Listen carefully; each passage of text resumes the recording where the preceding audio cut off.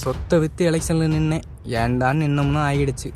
புலம்பி தீர்த்த மன்சூர் அலிகான். பிரபல வில்லன் நடிகர் மன்சூர் அலிகான் சர்ச்சை பேச்சுக்கு ரொம்பவே பேர் போனவருங்க.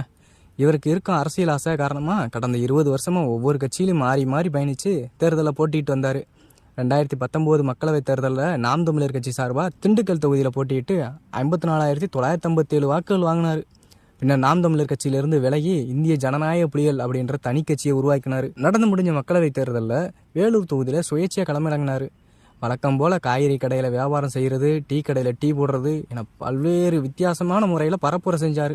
ஆனால் தேர்தல் முடிவில் வெறும் 2804 வாக்குகளை மட்டும்தான் வாங்கினார்.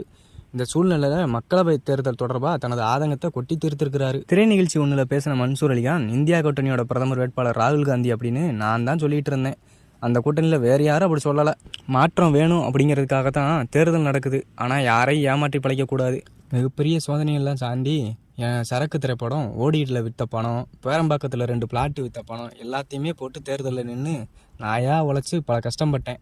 ஆனால் ஏன்டா எலெக்ஷனில் நின்னோம் அப்படின்ற நினைக்கிற அளவுக்கு பெரிய அனுபவங்களை எல்லாத்தையும் சந்திச்சாச்சு அப்படின்னு சொல்லியிருக்கிறாரு மன்சூர் அலிகான்.